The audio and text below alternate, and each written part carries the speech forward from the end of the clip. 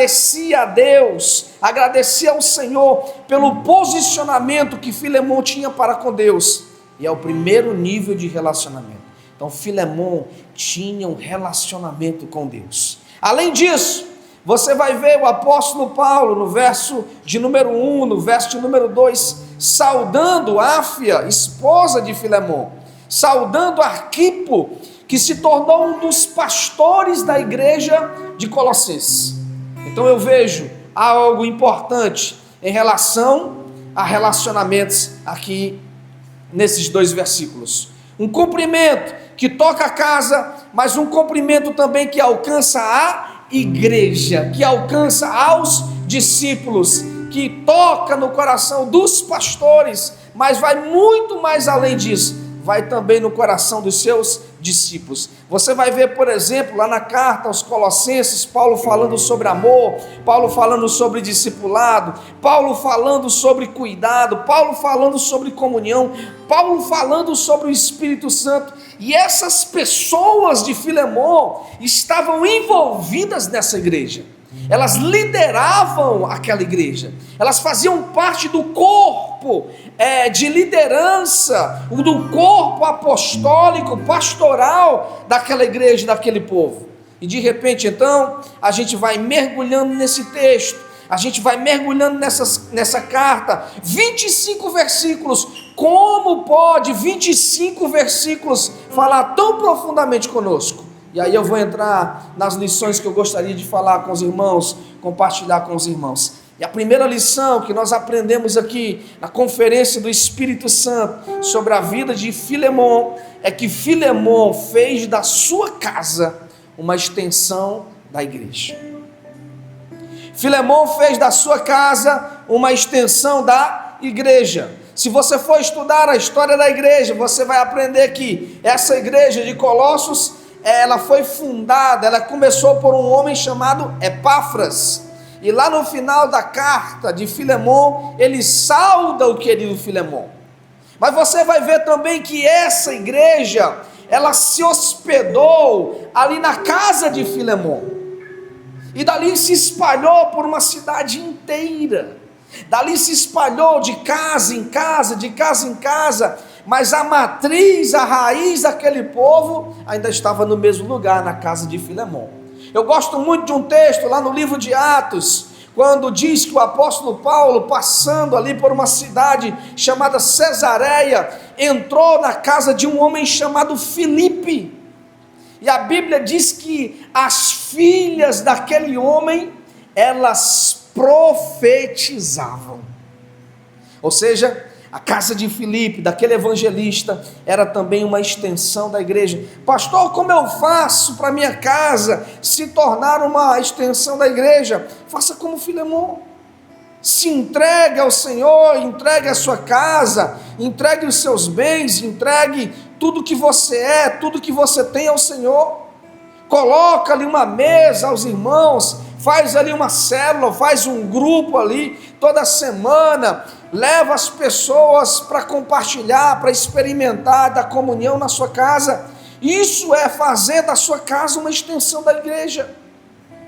E quando a gente faz da nossa casa uma extensão da igreja, a gente expressa 3 princípios importantes, que vem através do agir do Espírito Santo, que vem através do mover do Espírito Santo, que vem através da ação do Senhor e que é derramada sobre a nossa casa. A primeira delas: pastor, eu já fiz da minha casa uma extensão da igreja, mas o que eu preciso fazer mais? Seja sempre hospitaleiro. Seja sempre hospitaleiro. A Bíblia diz lá em 1 de Pedro, capítulo 4, verso de número 9, os irmãos podem até colocar aí para a gente ir acompanhando. 1 de Pedro, capítulo 4, verso de número 9, você vai ver uma coisa interessante. Você vai ver o apóstolo Pedro incentivando para que a gente seja hospitaleiro e que não haja com murmuração, que não saia de nós murmurações, reclamações, mas que a gente haja com hospitalidade. Pastor, mas o que é ser hospitaleiro? É ser cuidadoso, é ser gentil, é ser benevolente, é ministrar do Espírito que nós carregamos, Outra coisa importante é que quando você faz a extensão da igreja ser a sua casa, é que você revela um amor por vidas. Você vai ser uma pessoa apaixonada por vidas. E isso é extraordinário quando a gente percebe que, de repente, a gente não é só mais um corpo no meio da igreja, não é só mais um rosto bonito no meio da igreja, não é só mais uma pessoa de condição no meio da igreja, mas é alguém apaixonado por vidas. E a igreja precisa ser apaixonada por vidas. A igreja precisa ser apaixonada por pessoas. Nós precisamos voltar a nos apaixonar por pessoas. E quem tem o Espírito Santo, quem manifesta o Espírito Santo, não deixa de ser apaixonado por vidas. 1 João, capítulo 4, verso de número 7, verso de número 8, vai nos ensinar sobre esse amor por vidas. Vai nos ensinar sobre esse posicionamento que nós precisamos ter em relação a ser apaixonado por pessoas. Além disso, quando você faz da sua casa uma extensão da igreja, você passa a expressar frutos. Você passa a expressar frutos que vêm de Deus revelados sobre a sua vida. Eu lembro que quando nós fomos enviados para sermos pastores no sul do estado, e uma das coisas que mais me chamou a atenção ali, é que as pessoas encerravam a celebração e cada um ia para a sua casa. E no Parque Piauí nós não tínhamos isso, nós não temos isso. Então a gente encerra o culto e a gente vai para casa. O Cristiano meu vizinho, mora na minha rua. Então, todo o culto ele está lá em casa. Terminou o culto, quase todo ele está lá em casa. E a gente está ali na mesa, a gente está ali celebrando. Às vezes a gente abre a porta da nossa casa para muitas e muitas pessoas. Mas naquele lugar, terminava-se as celebrações e cada um ia para a sua casa. E às vezes eu ficava com a minha esposa sozinho, sem saber o que fazer. Até que nós tivemos a ideia, nós vamos colocar em prática o que nós aprendemos no parque. E de repente a gente começou a criar, todo término de culto, a gente tinha uma casa para ir. E quando não era pastel, quando a gente estava cheio da grana, tinha um pastel, né? Que a gente fazia.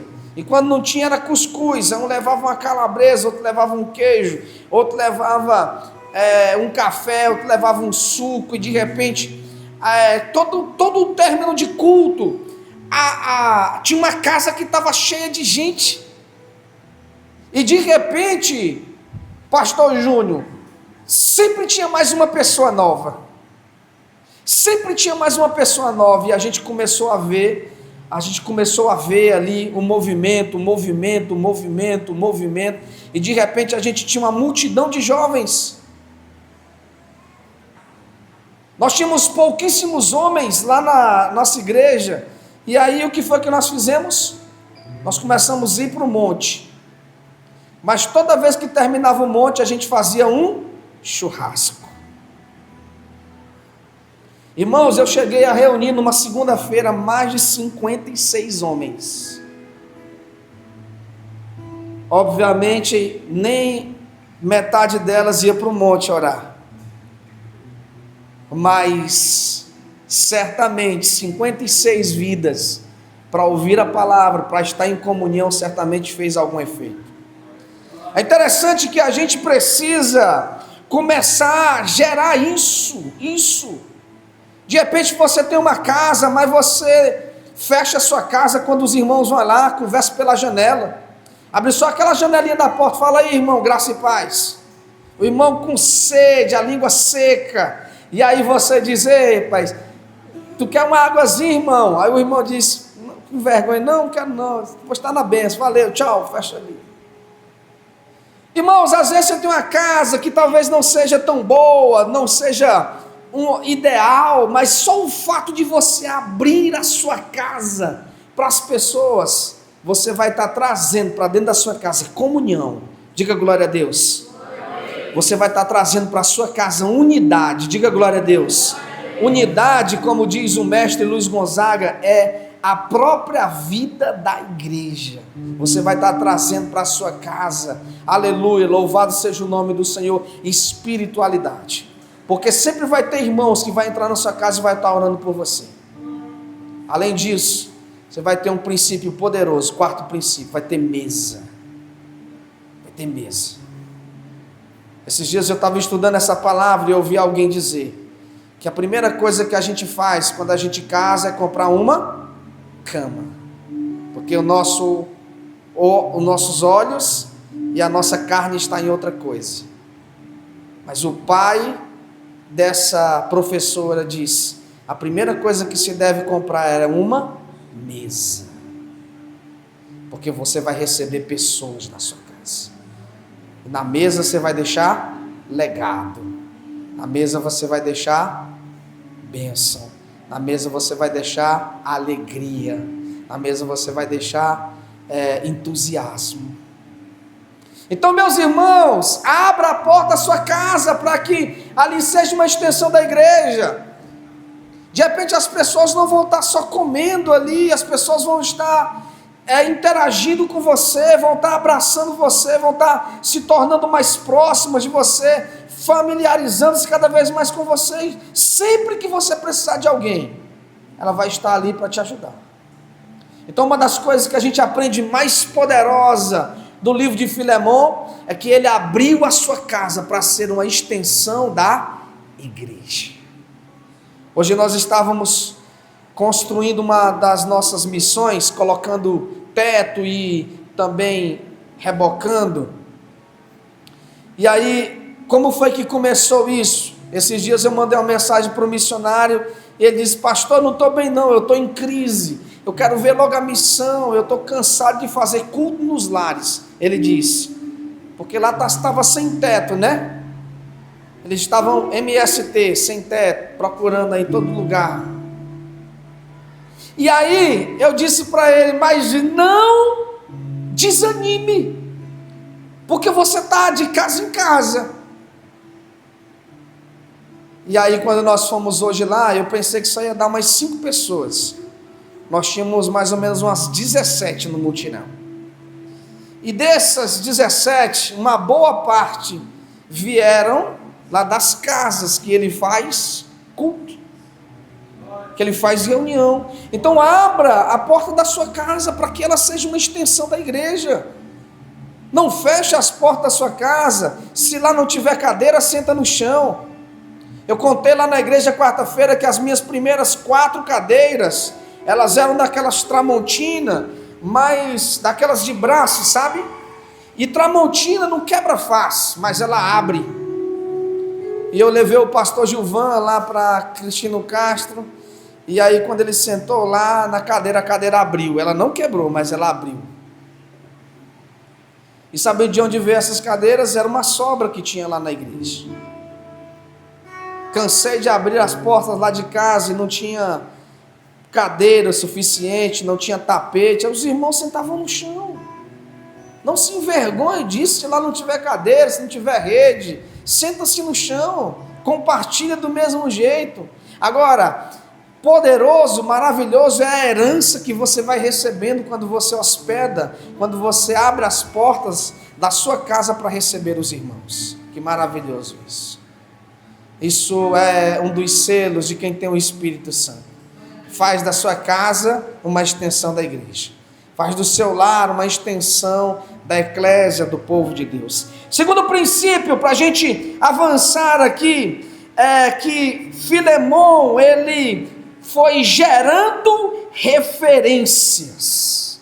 E a gente precisa aprender a gerar referência. O que é uma referência? É uma anotação, uma conotação a seu respeito. É uma característica a seu respeito. É como as pessoas vão te conhecer, como as pessoas vão te ver, o que elas sabem sobre você, o que os céus conhecem sobre você. E quando o apóstolo Paulo vai falar de Filemon, no verso 4, no verso 5, ele vai dizer assim, o verso 5, porque ouço a seu respeito do seu amor do compromisso para com o Senhor e para com o povo de Deus. Oro para que a comunhão baseada no seu compromisso produza o pleno conhecimento de todo o bem que temos em Cristo Jesus.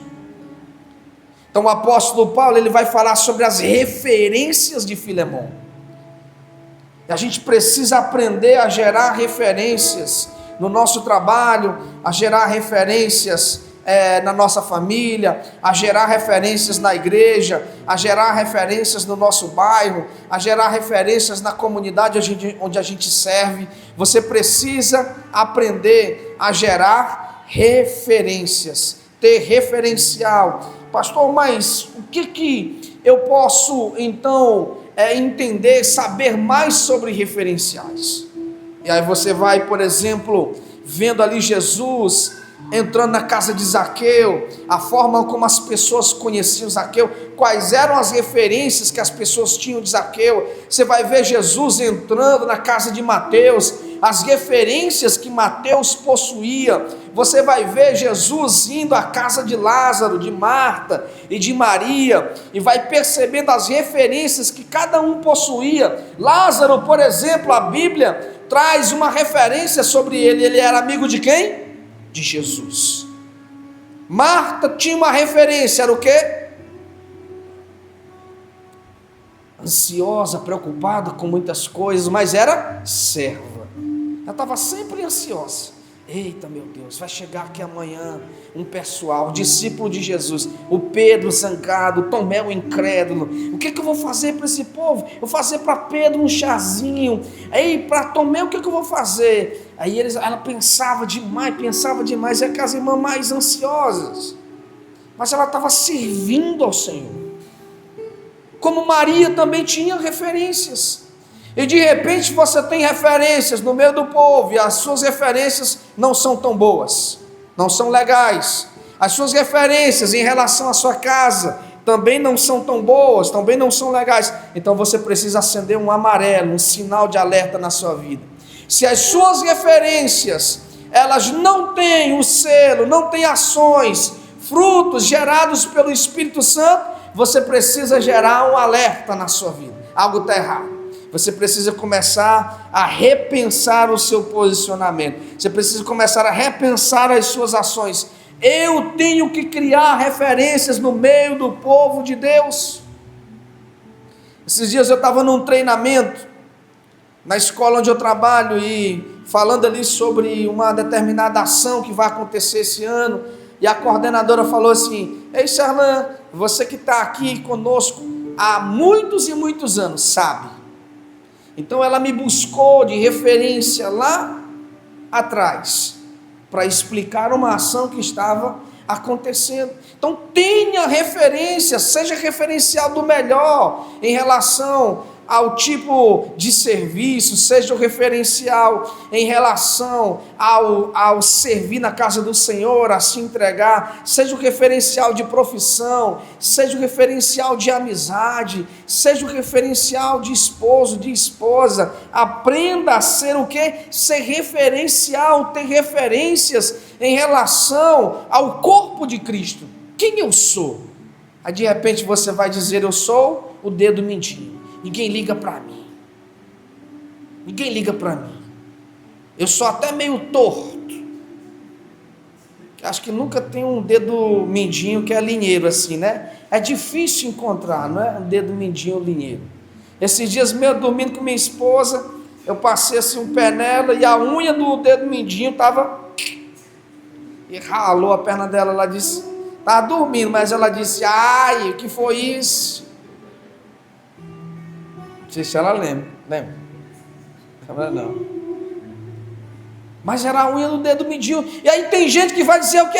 Eu só comecei dedo mindinho na Ebenezer. Pastor Júnior nem me cumprimenta direito, pega na minha mão só metade. Sorri para todo mundo, mas para mim tá sempre de cara feia. Eu sou o dedo mindinho mesmo. Presto para nada. Quando os irmãos vão querer bater em alguém, só bate em mim. É o dedo que bate bem no canto. Bate no canto, bate no canto, bate no canto. Irmãos, quando eu era adolescente, eu tinha muito medo do escuro. Mas eu lembro de um dia que lá no Promorá faltou energia, e eu saí correndo com medo do escuro, e aí meu dedo mindinho bateu bem na quina da porta, e aí eu caí no chão de dor, fiquei rolando, eu esqueci até do medo, da escuridão, de tanta dor que eu sentia ali. E às vezes tem pessoas assim, no meio da casa do Senhor, sabia disso? Esses dias a minha esposa me falou que uma irmã, presta atenção nesse testemunho, ela me disse que uma irmã chegou em casa e falou com a filha dela, que eu na pregação estava humilhando ela, que eu estava rebaixando ela, e eu nem sabia das coisas que aquela irmã estava passando, porque eu estava falando sobre cura, eu estava falando sobre feridas, e eu estava usando até o personagem Esaú, que ficou sempre procurando o Jacó para matar, sim ou não? Eu vou matar o Jacó, eu vou pegar ele. Todo dia Esaú armava um plano, eu acho, que em minha cabeça, para pegar o Jacó. E a irmã, quando chegou em casa, ela ficou dizendo, o pastor Serlan, com aquela palavra, ela queria falar as coisas para mim, me maltratar, me magoar, aquele pastor. E a filha dela dizendo, mamãe, é a palavra, mamãe, é a palavra. Não! Eu até vejo o jeito da menina dela falando, que a menina dela é bem meiga, mamãe, é a palavra. E ela dizia, não! Não é! Foi ele. Mas ela não tem a simplicidade, o cuidado de chegar até onde eu e falar, pastor, você sabe da minha vida, você queria dizer alguma coisa para mim? Ô pastor, eu quero conversar com você. Não, ela só carrega os sentimentos, só vai carregando, as referências então vai se tornando ruins.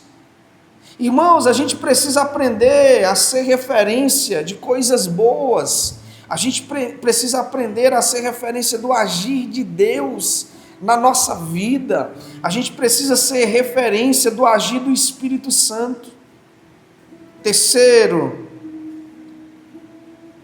e aí é até o título dessa mensagem, que eu esqueci de dizer lá no começo, eu te pagarei, é o título da mensagem. E sabe por que eu te pagarei? Porque a gente precisa aprender a gerar dívida. Tem pessoas que têm uma coleção de dívidas financeiras, mas não é sobre esse tipo de dívida que eu vou falar.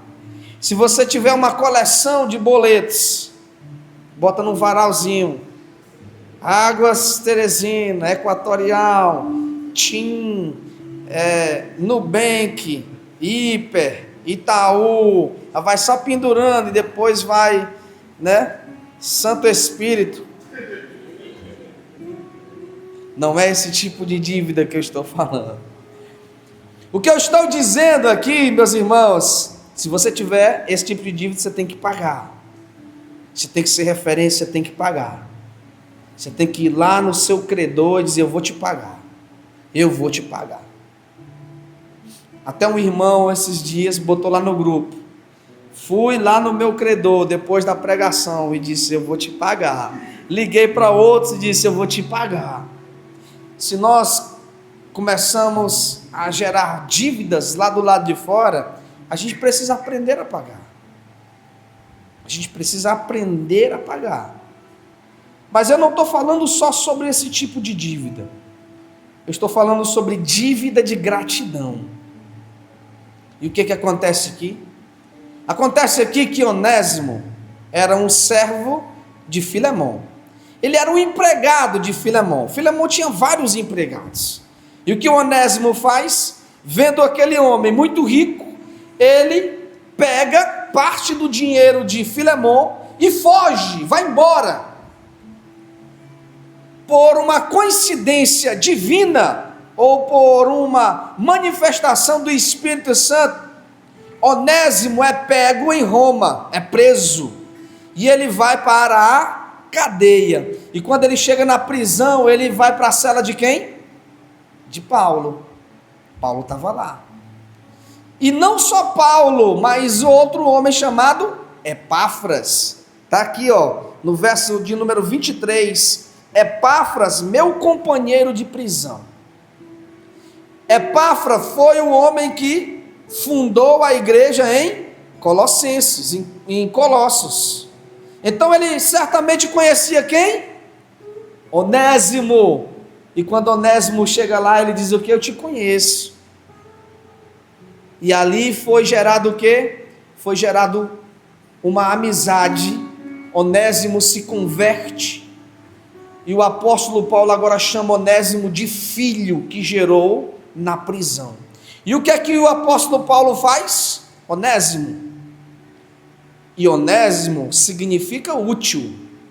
E na carta ele diz assim para Filemon: talvez ele tenha se tornado inútil para você, mas eu estou mandando você, Onésimo, de volta. É aquele irmão, Júnior, que de repente deu um trabalho doido, aí foi para um bocado de igreja, rodou por um bocado de igreja e de repente volta. Domingo mesmo, um irmão chegou lá e disse assim: ei pastor, bota esse irmão aqui no grupo, que eu tenho uma célula lá chamada veterano, né, que é só aqueles irmãos que dão trabalho. Aqui não tem, que é os irmãos da unção do Saci. Eu já falei aqui, não já? Da unção do Saci, não falei não, da unção do Saci? Rapaz, lá no parque tem a unção do Saci. É aqueles irmãos que parece que só tem um pé, que fica encostado na parede. Tem 100 cadeiras vazias, mas ele está lá encostado, só com um pé. O outro está onde? Onde é que está o outro? A parede. Quando ele sai de lá, só aparece um pé. É o Saci. Aí um irmão chegou para mim e disse: ei pastor, bota o irmão aí no nosso grupo dos veteranos. Rapaz, aquele cara já apareceu lá na igreja pelo menos umas 50 vezes. E aí eu fiquei orando para eu botar aquele irmão no grupo da célula. Porque eu sei que ele vai dar trabalho. Eu sei que ele vai dar trabalho para a gente. Sabe, Filemon, ele então vai receber Onésimo de volta. Mas quando ele vai receber Onésimo de volta, o apóstolo Paulo diz uma coisa importante. Coloca aí para os irmãos verem também, acompanhando, para quem está sem a Bíblia. Olha o que diz aqui, no verso de número 15. Talvez a razão de ele ter sido separado de você por um breve período seja para tê-lo de volta para sempre. Olha o que Paulo está dizendo.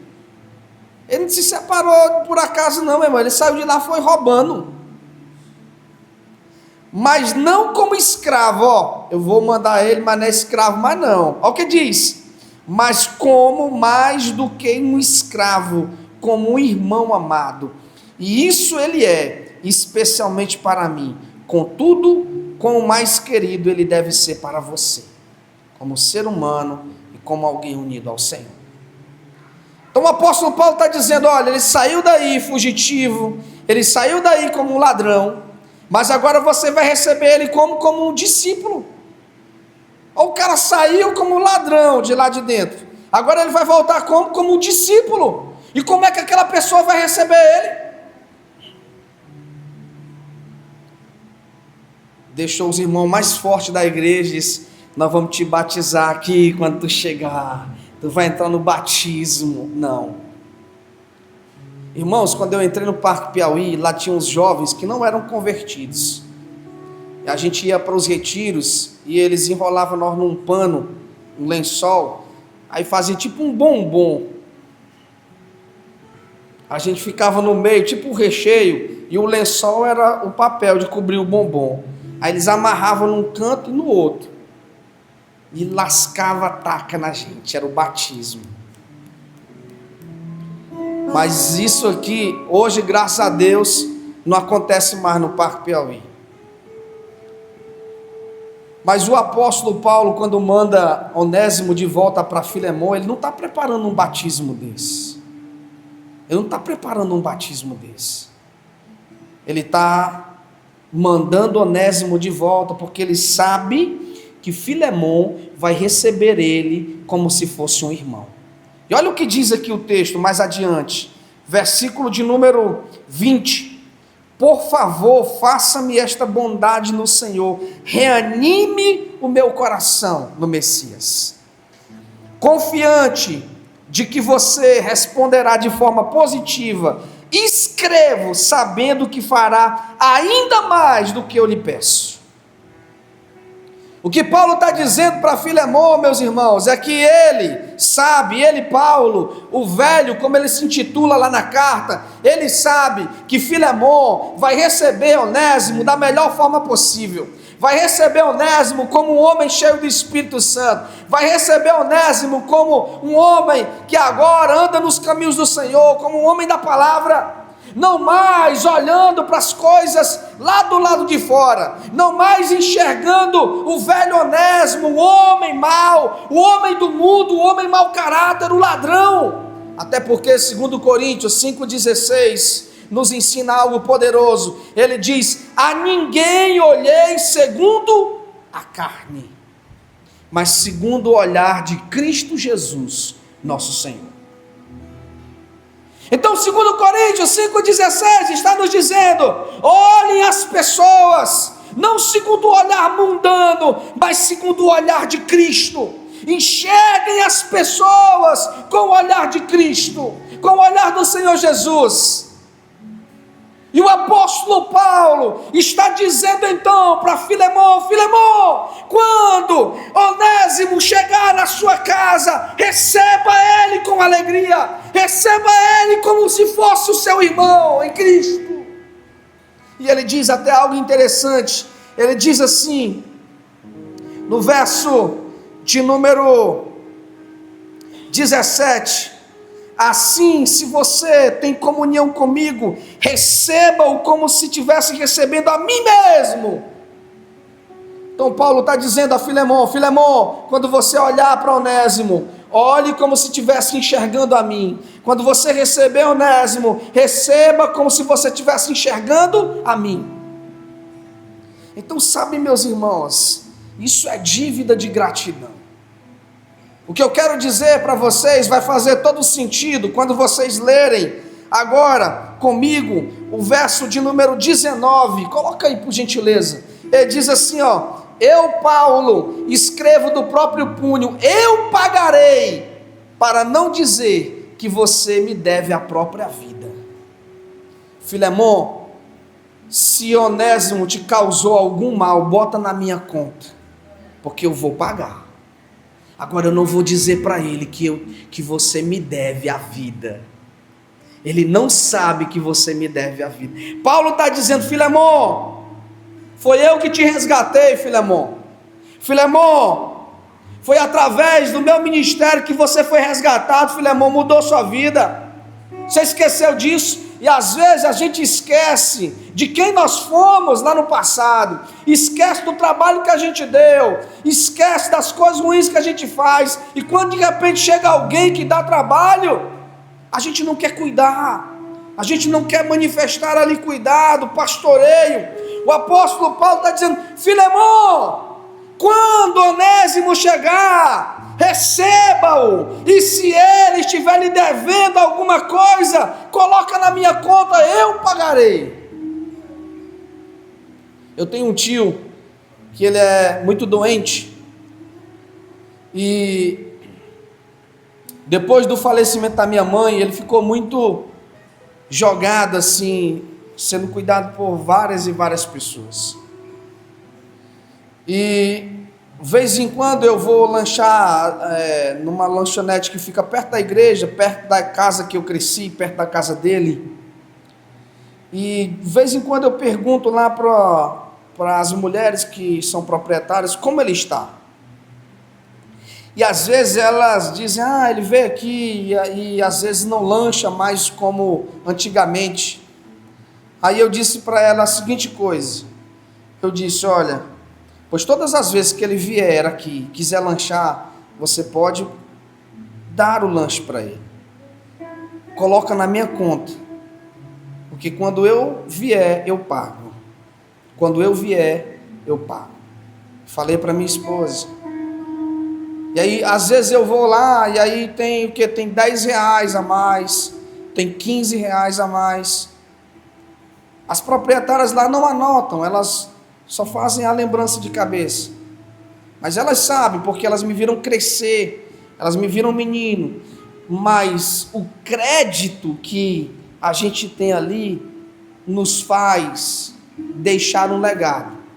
Se ele, de repente, gastou algo, pode colocar na nossa conta. E o Evangelho tem dessas coisas, meus irmãos. Uma pessoa cheia do Espírito Santo tem dessas coisas. Ser cheio do Espírito Santo não é só manifestar dons dentro da igreja, quando de repente a nossa vida do lado de fora é vazia, inútil, sem propósito. Nós precisamos aprender que o que de repente enche a nossa vida e transborda precisa tocar na vida do outro. E essa é uma das ações do Espírito Santo. Está transbordando na sua vida, então é para tocar o outro, não vai caber mais no recipiente, tem que tocar na vida do outro, tem que abençoar o outro, é para cuidar do outro. Por isso que o tema dessa mensagem é eu te pagarei. Sabe por quê? Porque o apóstolo Paulo está dizendo a Filemão: Filemão, então se Onésimo te deve alguma coisa, eu vou te pagar. Mas lembra de uma coisa, você me deve a própria vida, e eu não vou dizer isso a ninguém. Eu não vou falar isso a ninguém, mas de uma coisa eu sei, o apóstolo Paulo dizendo, é que você vai fazer melhor do que eu estou te pedindo. E isso é agir do Espírito Santo. É quando a gente faz melhor do que as pessoas pedem, é quando a gente faz melhor do que a gente imagina que se deve fazer. Isso é agir do Espírito Santo sobre as nossas vidas. Estava lá aquele homem que era colocado na Porta Formosa, tinha várias pessoas que o colocavam toda vez no mesmo lugar. Colocavam ele no mesmo lugar, toda vez, até chegar Pedro e João, cheios do Espírito Santo, e eles disseram o quê? Eu não tenho nem prata, eu não tenho ouro, mas o que eu tenho eu vou te dar, eu vou te pagar, eu vou derramar sobre a sua vida, levanta e anda. Essas são ações de quê? Do Espírito Santo sobre as nossas vidas. É a ação do Espírito Santo de Deus sobre nós.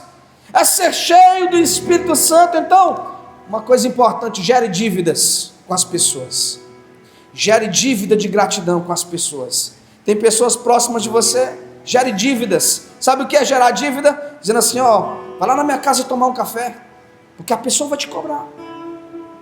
Ei, eu vou te dar um presente, a pessoa vai te cobrar, sim ou não?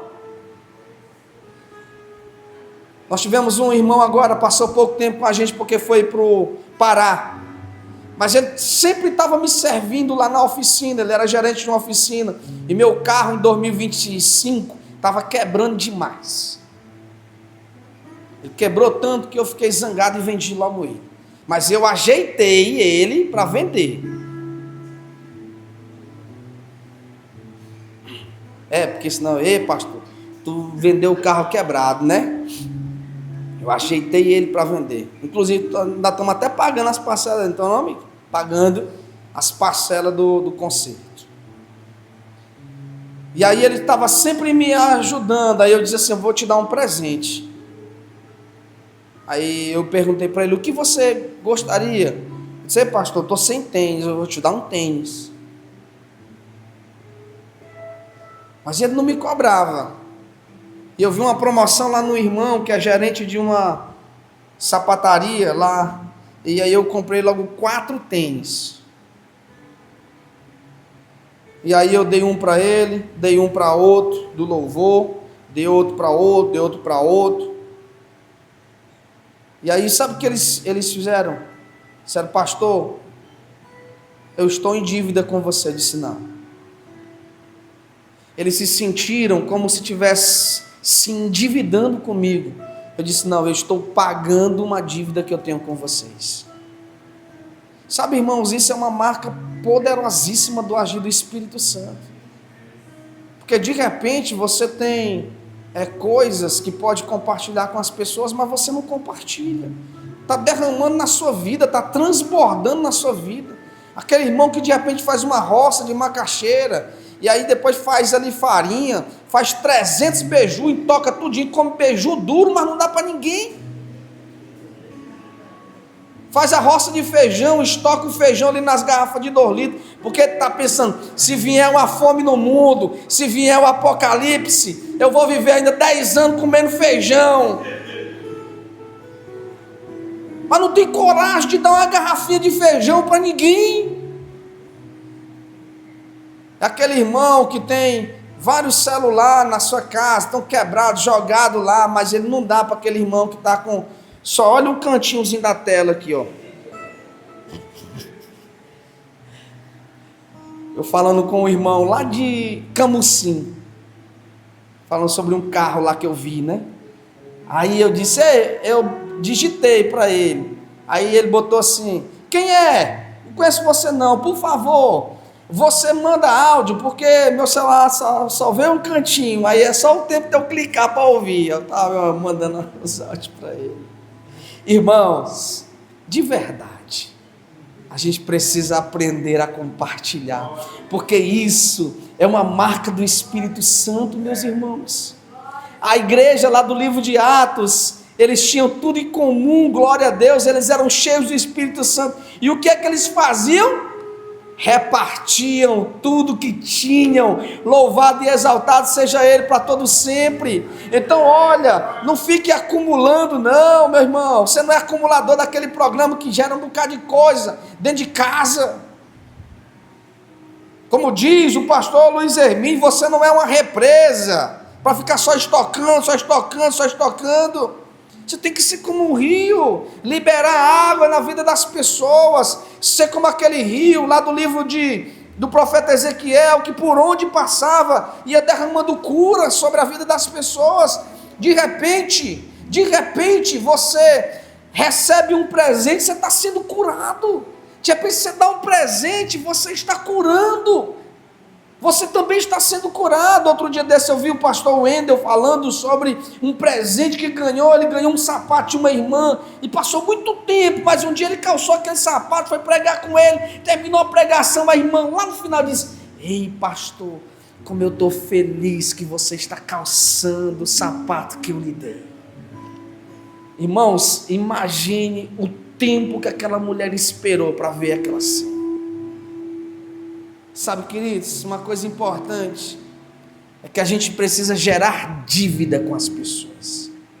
Gera dívida, pode ser simples, pode ser das maiores, vou pagar um açaí para você, pode ser daquelas mais, vou pagar uma viagem para você, ei, a passagem do encontro, aí ó, a inscrição do encontro, vou pagar para você, glória a Deus, é assim.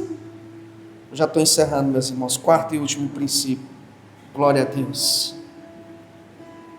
Aleluia. Está do outro lado. Fala sobre o poder transformador e as ferramentas que Deus usa. Ora, vou relembrar os pontos. Primeiro ponto, faça da sua casa uma extensão da igreja. Segundo ponto, gere referências na tua trajetória. Terceiro ponto, gere dívidas de gratidão. 4º e último ponto, transforme através do seu agir. Transforme as pessoas através do seu agir. Irmãos, uma coisa que a gente sabe é que pessoas são mais importantes do que coisas. Pessoas são mais importantes do que coisas.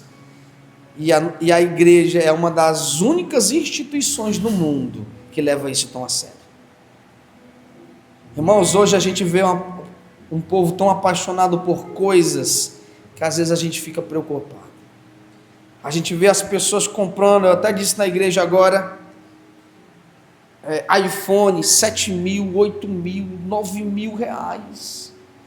Eu até disse que 7.000 é a geladeira que a minha esposa quer, aquela que abre e você pode montar uma cama dentro, dormir lá quando faltar o ar-condicionado. Eu digo, meu irmão, entre comprar um iPhone e uma geladeira, eu vou comprar uma geladeira. E aí quando o iPhone cai, é choro, meu amigo. Nunca chorou na igreja. Zé Milton ali se mata, jejua, vem para a igreja de joelho. Hoje vai fluir. Aí chega, santo esse, se rasga, bota até o quipado. Aí tem aquele irmão, nunca chorou na igreja, mas vai o iPhone dele cair no chão. Chora. Eu estava agora na conferência com os professores e de trás de mim tinha um professor, o iPhone dele caiu assim, ó, pá! Eu só ouvi o aí ele ficou, chega ali, Aí no meu íntimo eu disse, cabra sem vergonha.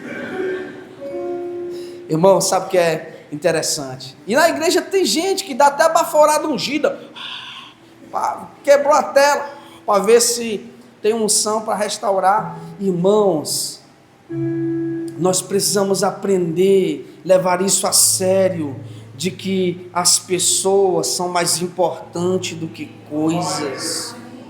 A gente pode ter muitas coisas como Filemão tinha. Filemão era um dos homens mais ricos do seu tempo, da sua cidade. Mas quem foi que voltou para casa?